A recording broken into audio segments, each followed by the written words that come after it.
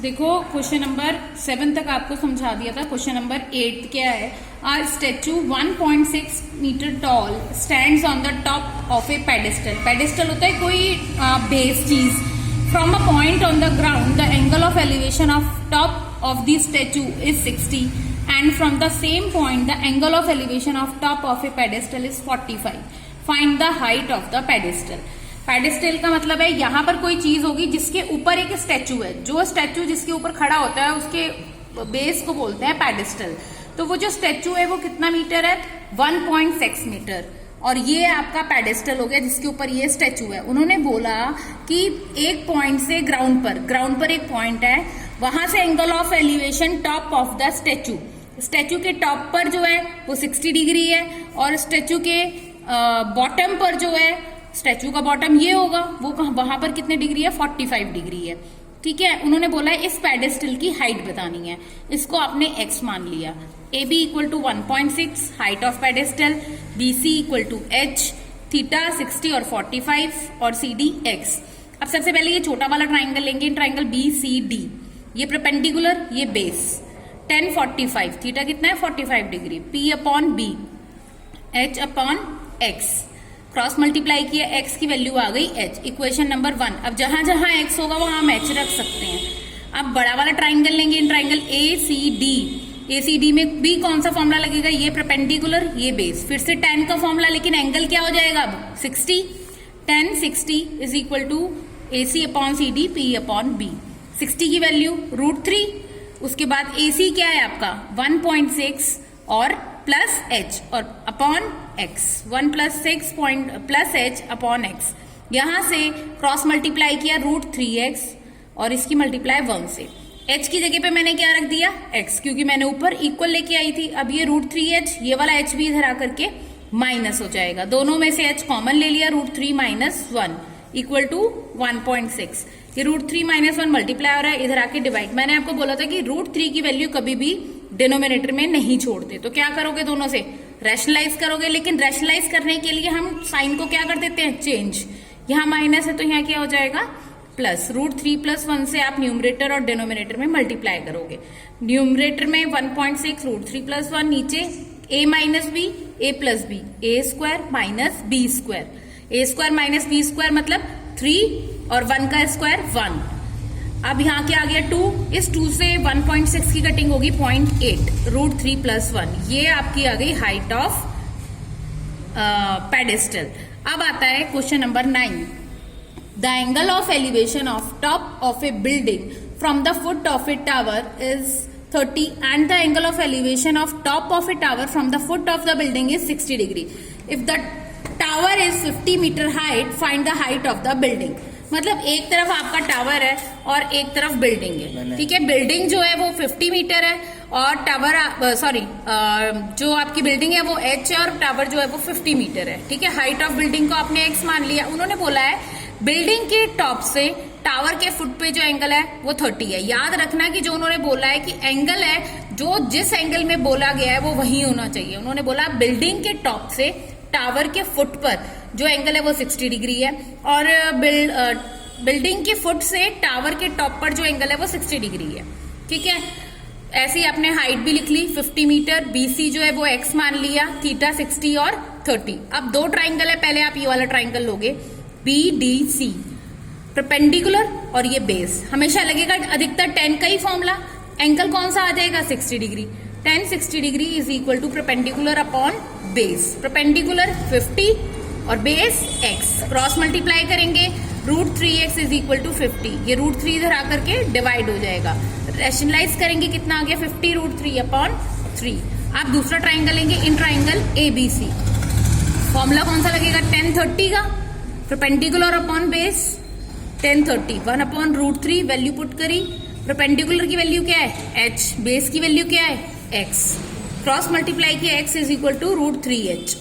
ठीक है, अब x की वैल्यू मैंने क्या निकाली थी? 50 √3 अपॉन 3। वो मैंने यहाँ रख दी x की जगह पे। √3 से √3 कैंसिल, h की वैल्यू आ गई 50 अपॉन 3। डिवाइड करोगे तो 16/2 metre.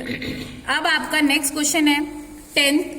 Two poles of equal height are standing opposite each other on either side of the road, which is 80 meter wide.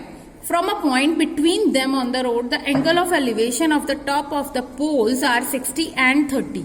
Find the height of the poles and distance between the point from the poles.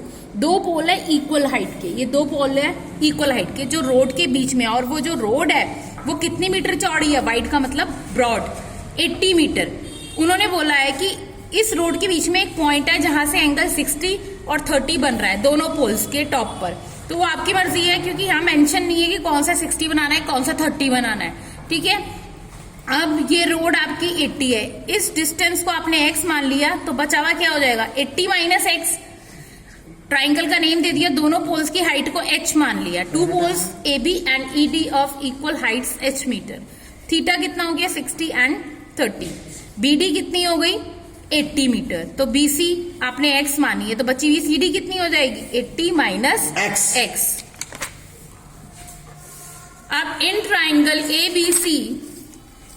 ABC वाला triangle लोगे आप। इस triangle में देखो perpendicular और base 1060 degree का formula लगेगा, तो ये आ गया 1060 perpendicular h base x, cross multiply किया h की value √3x, equation number 1। Next triangle में लोगे 1030 का फॉर्मूला लगेगा EDC में h/80 minus x, h/80 minus x, cross multiply किया √3h 80 माइनस x।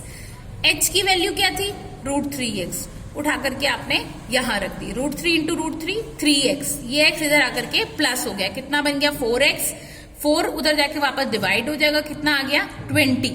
अब आपने देखो सारी वैल्यूज निकालनी है, h भी निकालना है, BC की वैल्यू आ गई 20, h निकालना है तो h में यहाँ पर x की वैल्यू रख देंगे, कितना आ गया 20 √3। उसके बाद CD भी निकालना था, CD है आपका 80 माइनस x, तो 80 माइनस 20 दैट इज 60, ठीक है। अब आपका क्वेश्चन नंबर 11th है, a TV tower stand vertically on a bank of a canal. Same है क्वेश्चन जैसे आपने पहले करे हैं। From a point on other bank directly opposite to the tower, एक तरफ टावर है एक तरफ पॉइंट है बैंक ऑफ कैनाल का, जो कि एंगल ऑफ एलिवेशन बना रहा है टावर के टॉप पर 60 डिग्री। पहले 60 डिग्री बनाया, फिर कुछ दूरी पर जा करके, वो दूरी कितनी थी 20 मीटर, एंगल जो है वो चेंज हो गया 30 डिग्री हो गया। मैंने आपको बताया था जितना दूर जाएगा एंगल उतना छोटा होगा और जितना पास आएगा उतना बड़ा होगा।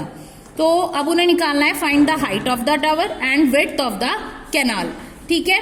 अब आपका ये जो ट्राइंगल है, इधर देखो आप पहले ये वाले ट्राइंगल में लोगे, इसको आप x मानोगे और इसको h मानोगे।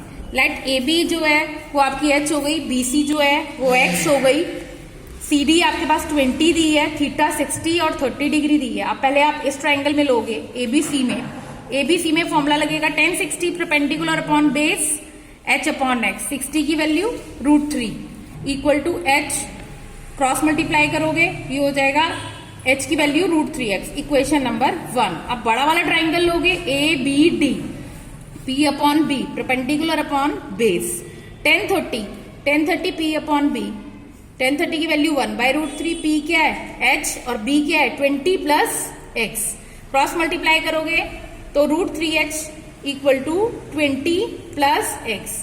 अब हम यहाँ पर आपने h की वैल्यू √3x पुट कर दी वापस, तो क्या आ गया 3x, √3 into √3, 3x equal to 20 plus x, ये x उधर जाके माइनस हो गया, कितना बचा 2x इक्वल टू 20। इस 2 से 20 को डिवाइड कर दिया, x की value 10। Put this value in equation 1 में वापस रखोगे क्योंकि आपको h भी निकालना है, तो आपके पास वैल्यू आ जाएगी 10√3। अब आपका क्वेश्चन नंबर 12 है, from the top of a 7 metre high building the angle of elevation of the top of a cable tower. देखो एक तरफ बिल्डिंग है एक तरफ टावर है, जो उन्होंने बोला कि बिल्डिंग के टॉप से टावर के टॉप पर जो एंगल है वो 60 डिग्री है। बिल्डिंग की टॉप ये है, टावर की टॉप ये है, दोनों की टॉप से जो एंगल ऑफ एलिवेशन है वो कितना डिग्री है 60 डिग्री है, ठीक है। ये आपका 60 हो गया। अब उन्होंने बोला कि आपके पास जो एंगल है, देखो अब आपको एक तरफ बिल्डिंग एक तरफ टावर दिया है, बिल्डिंग 7 मीटर है तो ये भी 7 मीटर होगी, इतनी हाइट को आपने h मान लिया, ये बेस आपने x माने दोनों क्योंकि ये नहीं आपको पता है, और एक उन्होंने बोला है जो बिल्डिंग के टॉप से टावर के टॉप पे 60 डिग्री का एंगल और बिल्डिंग के टॉप से टावर के फुट पे एंगल ऑफ डिप्रेशन। डिप्रेशन बनेगा मतलब यहाँ, मैंने आपको बोला था डिप्रेशन ऐसे बनेगा, लेकिन मैंने यहाँ 45 क्यों लिखा, क्योंकि ऑल्टरनेट एंगल्स हैं, दो पैरेलल लाइंस के बीच में एंगल सेम होते हैं। अब जो गिवन था वो मैंने जो सपोज किया वो मान लिया, लिख दिया, और जो गिवन था वो भी लिख दिया। अब इस ट्राइंगल में देखेंगे EDC में, देखो 10 45 परपेंडिकुलर अपॉन बेस, एंगल 45 है, 45 की वैल्यू 1, P7 x की वैल्यू 7 आ गई क्रॉस मल्टीप्लाई करके। अब in this triangle ABE 10 60 degree, P upon B, P कितना है h, B कितना है x, 60 की वैल्यू √3 अपॉन 1 लिख दिया, h ऐसे ही रहेगा, x ऐसे ही, क्रॉस मल्टीप्लाई किया, √3x equal to h, x की वैल्यू क्या थी 7, तो कितना हो गया h equal to 7 √3। Total height निकालनी है तो h प्लस 7, h की वैल्यू क्या आई 7 √3 प्लस 7, दोनों में 7 कॉमन है, 7 कॉमन ले लिया, √3 + 1